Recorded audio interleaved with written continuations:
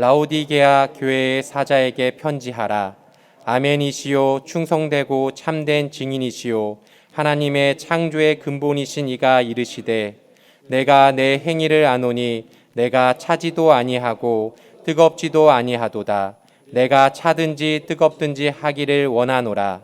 내가 이같이 미지근하여 뜨겁지도 아니하고 차지도 아니하니 내 입에서 너를 토하여 버리리라.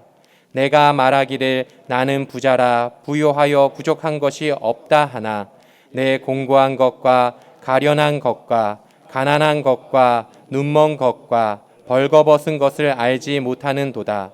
내가 너를 권하노니 내게서 불로 연단한 금을 사서 부요하게 하고 흰 옷을 사서 입어 벌거벗은 수치를 보이지 않게 하고 안약을 사서 눈에 발라 보게 하라.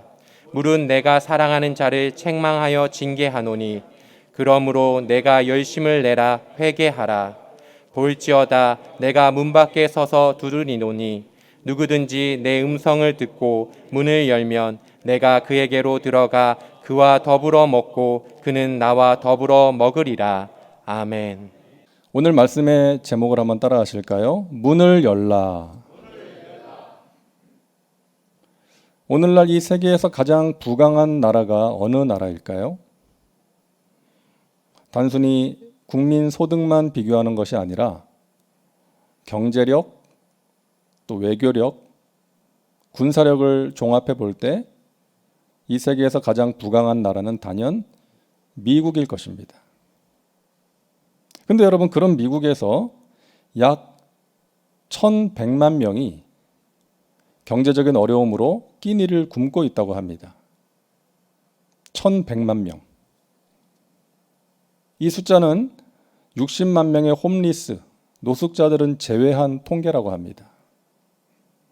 그런데 미국에서 약 1,100만 명이 가난으로 인해서 굶고 있는데 그 같은 땅에서 한 해에 무려 4,360만 톤의 음식물 쓰레기가 버려지고 있다는 거예요. 8톤 트럭으로 545만 대 분량의 음식들이 버려지고 있다는 것입니다. 한마디로 풍요 속의 빈곤 아니겠어요? 오늘 우리가 살펴볼 라오디게아 교회도 풍요 속의 빈곤을 경험했던 교회였습니다. 라오디게아는 풍요로운 도시였어요. 돈이 많이 유통이 되어서 금융업이 발달했었고 또 양털로 만든 질 좋은 옷을 생산했던 곳이었습니다. 그래서 좋은 옷을 입고 산의 진미를 먹고 어떤 세상적인 쾌락을 즐겼던 곳이었는데 그들의 영적인 상태는 빈곤했다는 것이죠. 오늘 라오디게아 교회는 서머나 교회와 정반대의 교회입니다.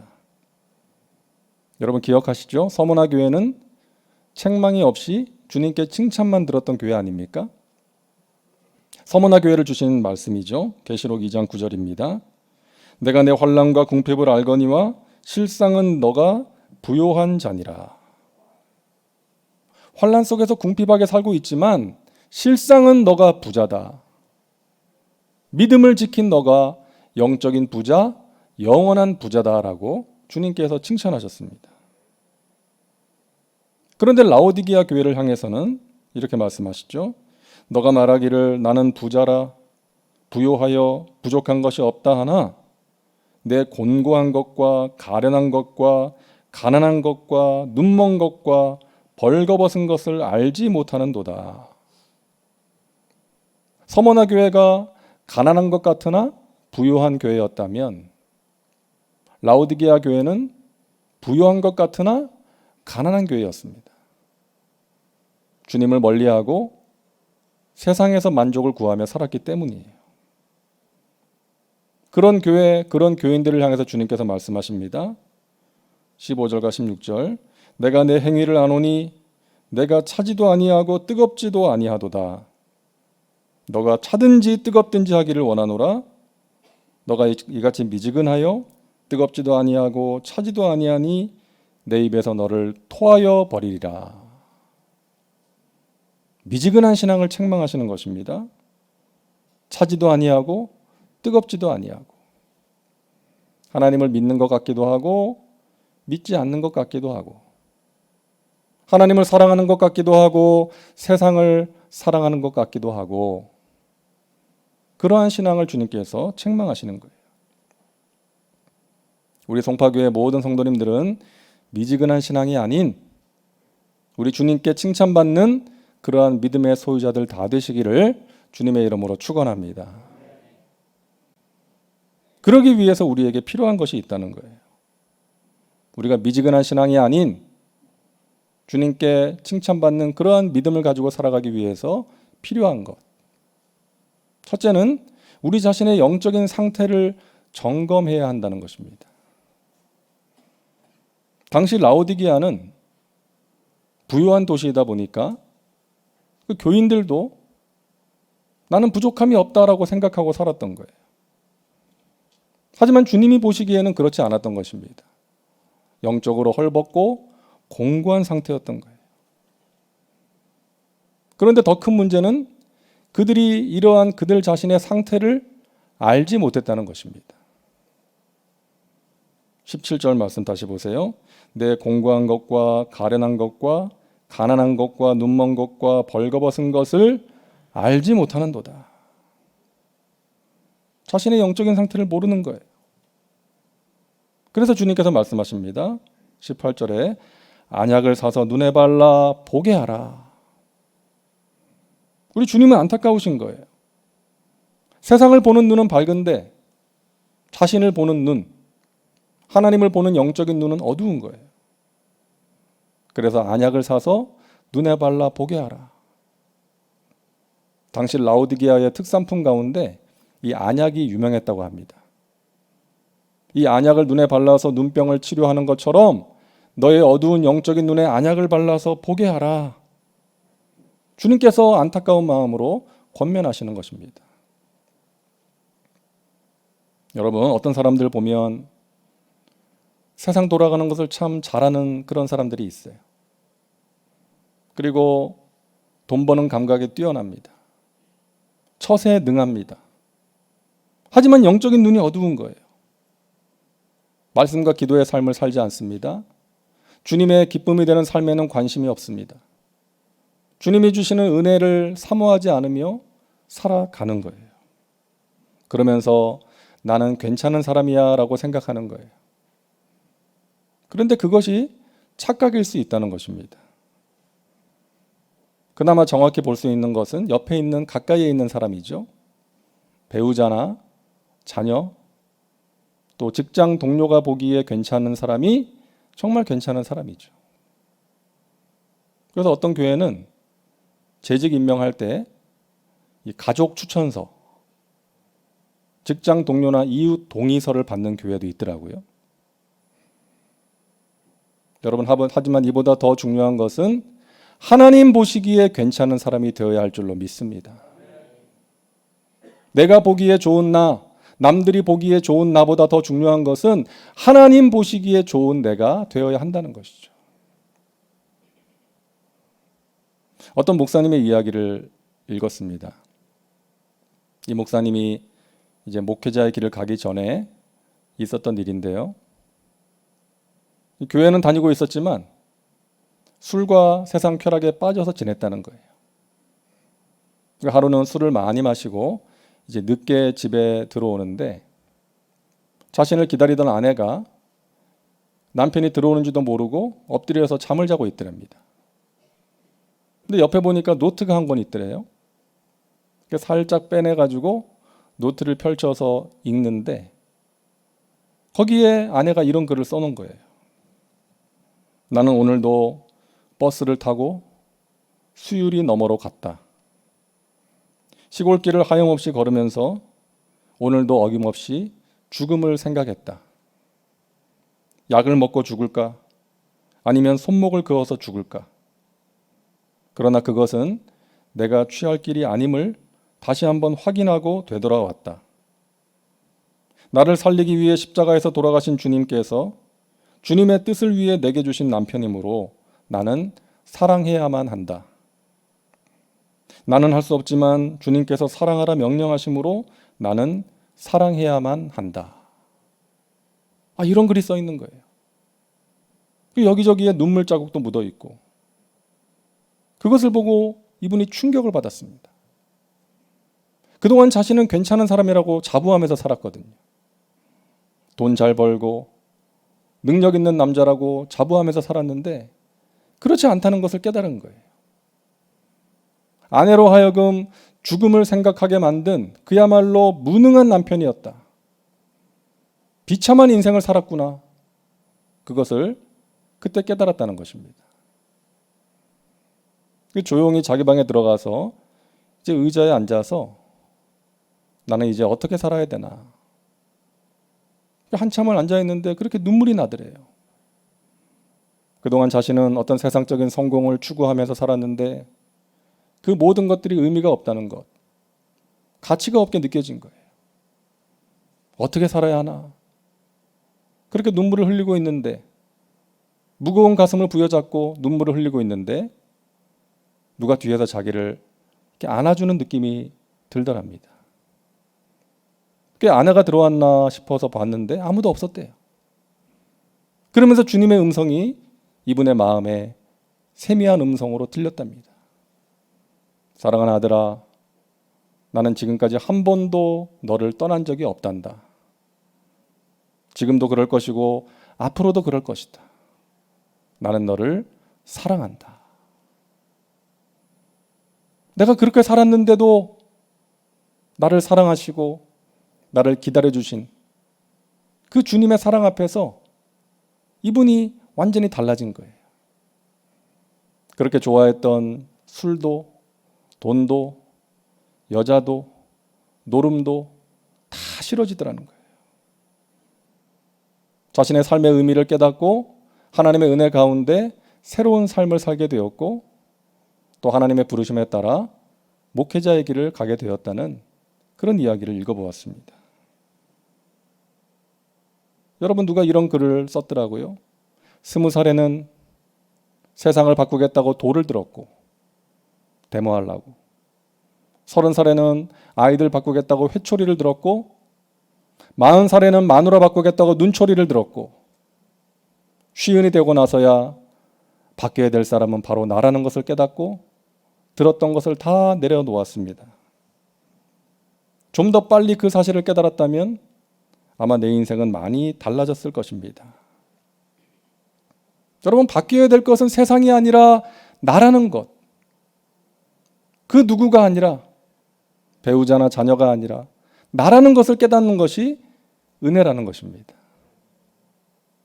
그리고 주님의 은혜 가운데 주님의 손 안에서 조금씩 변화되어 가는 것, 그것이 믿음의 사람이고 주님께서 칭찬하시는 사람이라는 것입니다.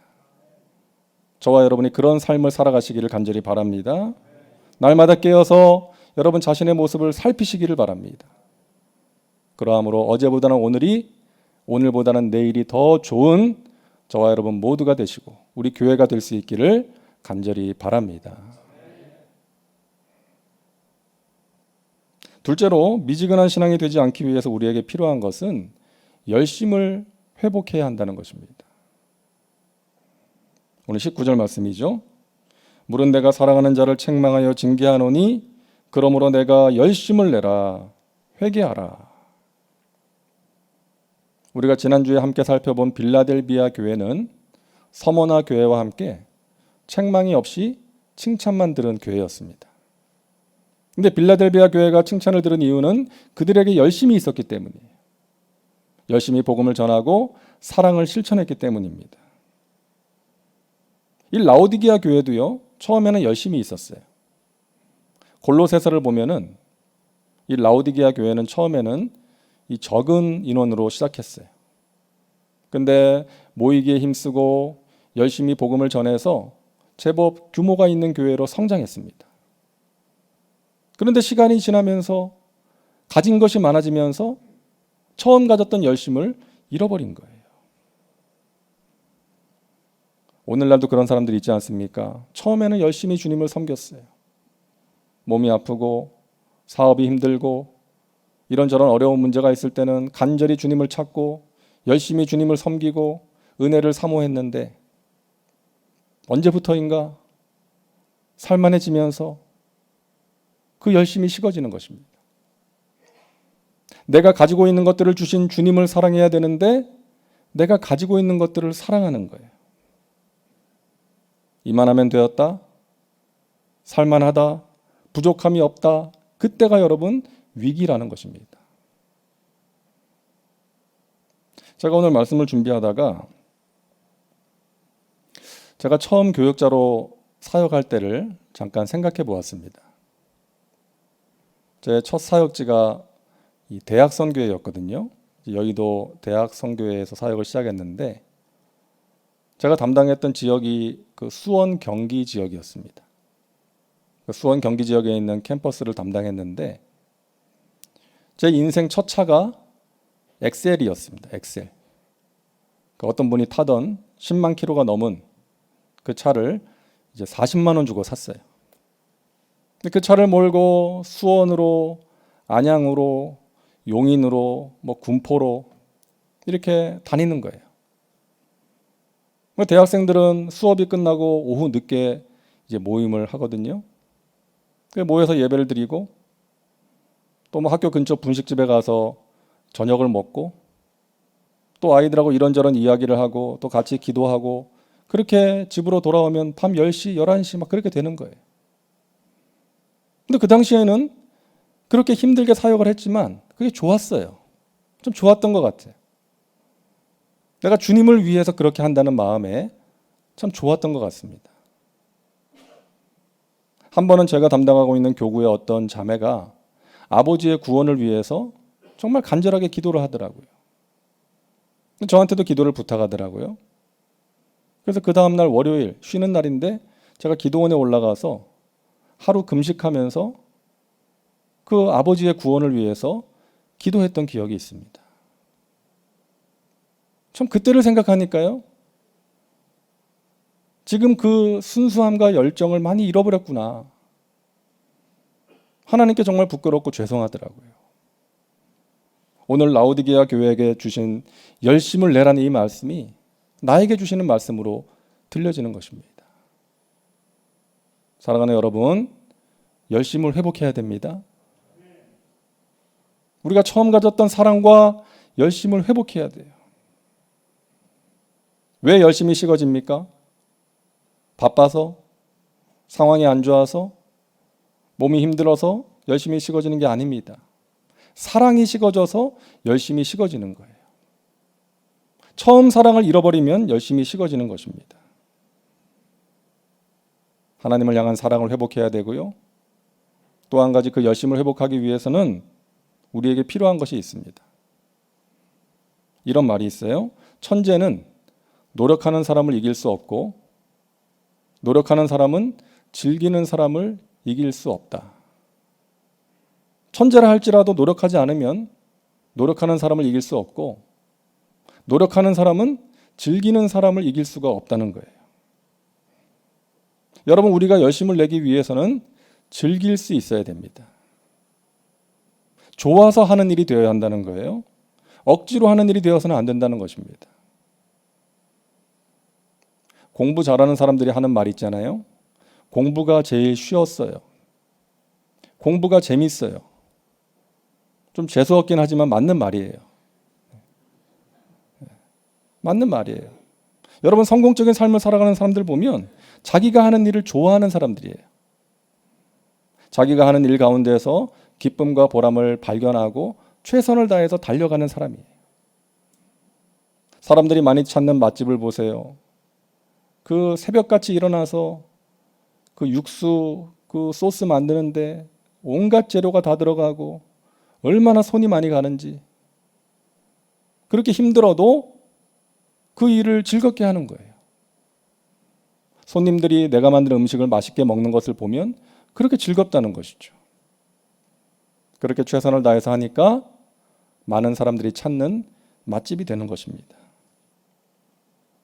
여러분, 신앙생활이 재밌어야 됩니다. 즐거워야 돼요. 억지로 하면 어떻게 하겠습니까? 여러분, 교회가 좋아야 됩니다. 교회 오는 것이 행복해야 돼요. 교회만 오면 스트레스 받으면 되겠습니까? 예배가 좋아야 돼요. 은혜가 되어야 합니다. 그래야 열심을 낼 수가 있는 것입니다. 어느 목사님의 이야기를 들었는데요. 이분이 어릴 때 아주 심한 열등감에 사로잡혀 있었대요. 집은 가난하고 공부는 못하고 또 성격은 내성적이고 그래서 우울하게 지냈는데 어느 날 교회에서 성경 암송 대회를 했답니다. 근데 자기가 있는 반 선생님이 자기를 반 대표로 나가게 했다는 거예요. 너무 마음에 부담이 되었지만 선생님이 자기를 생각해 줬다는 그런 생각에 열심히 준비를 해서 나갔대요. 그래서 성경 암송을 하고 들어오는데 그 선생님이 자기를 꼭 안아줬대요. 잘했어 그러면서 자기를 안아줬는데 그날의 그 경험이 자신을 완전히 바꾸어 놓았다는 거예요.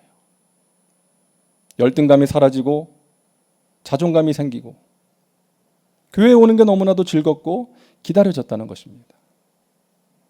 그렇게 즐겁게 신앙생활을 했기에 오늘의 자신이 있을 수가 있었다라고 말하는 것을 들었습니다. 사랑하는 여러분, 교회가 그런 곳입니다. 사랑으로 치유되고 회복되는 곳이 교회인 줄로 믿습니다. 여러분 신앙생활이 즐겁게 되시기를 바랍니다. 하나님께 드리는 예배, 기도, 봉사가 의무가 아닌 기쁨이 될 수 있기를 바랍니다. 나를 사랑하사 나를 구원하신 하나님, 그 은혜를 생각하면서 지금도 나와 함께 하시고 나의 간절한 기도에 응답하시는 그 주님을 믿음으로 바라보면서 이전보다 열심히 식었다면 그 열심을 회복하시기를 바랍니다. 셋째로 우리가 주님께 칭찬받는 믿음을 갖기 위해서 주님과 동행해야 됩니다. 오늘 계시록 3장 20절 말씀 우리 같이 한번 읽겠습니다. 볼지어다 내가 문 밖에 서서 두드리노니 누구든지 내 음성을 듣고 문을 열면 내가 그에게로 들어가 그와 더불어 먹고 그는 나와 더불어 먹으리라. 우리는 이 말씀을 불신자들을 위한 말씀으로 적용할 때가 많지 않습니까? 어떤 전도 용품을 만들면 거기다가 이 성구를 새겨놓기도 하고요. 하지만 우리가 보는 것처럼 이 말씀은 라오디게아의 불신자들이 아닌 교인들에게 주신 말씀이에요.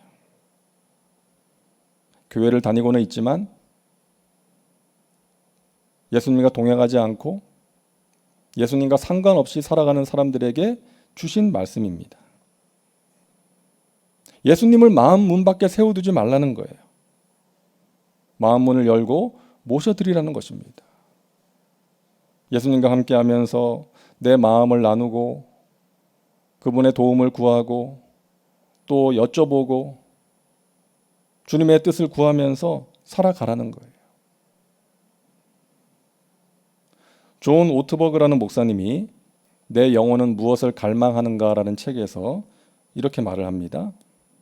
한 번은 이 목사님이 영적인 스승인 이 달라스 윌라드라는 목사님을 찾아갔어요. 대화를 나누는 내용입니다. 목사님, 제가 사역하는 교회 교인들이 변화되지 않아서 참 실망스럽습니다. 교회가 부흥하기 위해서 제가 무엇을 하면 될까요? 그러자 이 달라스 윌라드 목사님이 대답하는 거예요. 날마다 하나님이 주시는 은혜와 평안과 기쁨과 확신을 얻기 위해서 자네 생활을 정돈하게 해. 아니요, 목사님, 저에 대해서 묻는 게 아니라 교인들에 대해서 묻는 것입니다. 우리 교인들이 변화되고 교회가 활기를 얻기 위해서 무엇을 해야 될지를 묻는 것입니다. 알아. 자네가 무슨 생각을 하는지 알아. 하지만 교인들에게 필요한 것은 그런 것이 아니야. 자네의 영혼이 병들면 아무런 도움을 줄 수도 없어. 폐렴에 걸린 의사에게 면역력이 약한 환자를 보낼 수는 없지 않은가. 예, 압니다. 그래서 저도 날마다 하루를 시작하면서 말씀과 기도로 시작하기 위해서 노력하고 있습니다. 문제는 자네 하루의 첫 시간이 아닌 나머지 시간이니, 그 나머지 시간에서 하나님을 경험하도록, 하나님의 은혜를 경험하도록 자네 생활을 정돈해야 하네. 여러분, 이 이야기가 우리에게 주는 메시지가 무엇입니까? 우리가 아침에 말씀 묵상하고 기도하는 것 중요하지만 그와 함께 나머지 시간에서 주님과 동행하는 것 또한 중요하다는 것입니다. 주일 예배 1시간 우리에게 너무나도 소중하고 중요하지만 그것만큼 주님께서 귀하게 보시는 것은, 중요하게 보시는 것은 우리의 주중에서의 삶 가운데 우리가 어떻게 살아가고 있느냐 하는 거예요. 무엇을 생각하고 무엇을 추구하면서 살아가고 있는가, 이것 또한 중요하다는 것입니다. 어떤 분이 밖에서 나가서 일을 보다가 급하게 이제 화장실을 찾았대요. 급하게 신호가 와서 화장실에 달려갔는데 그 화장실 칸 안에 휴지가 없더랍니다.